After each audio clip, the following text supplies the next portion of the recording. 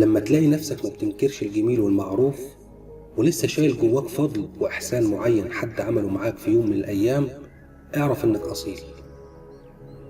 لما تلاقي شعورك تجاه حد ما بيتغيرش لمجرد خلاف حصل ما بينكم وما قلبتش الترابيزة عليه لمجرد إنه دخل معاك في عتاب، اعرف برضو إنك أصيل. لما تلاقي نفسك لسه بتقدر وجود ناس معينة في حياتك مهما شفت منهم ومهما عملوا معاك لأنك واثق من جواك إن ده من ورا قلبهم، اعرف إنك أصيل. لما تتعود على كلمة آسف وحقك عليا وأنا مقصودش، وتتعود إنك تطيب الخاطر وما تكسرهوش، اعرف إنك أصيل.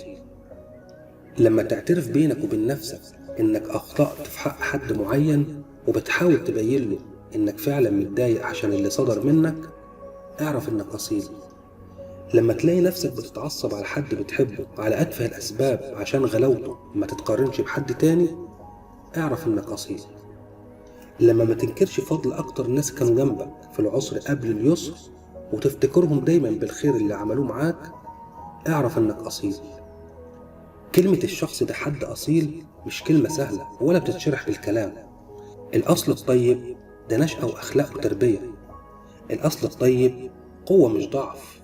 ويا بخت اللي بيزرع في أولاده إزاي ما ينكروش الجميل ويتأسفوا لما يغلطوا في حق الغير. ما تعملش فيها ابن ناس، لكن خليك ابن أصول. دمتم ولاد أصول.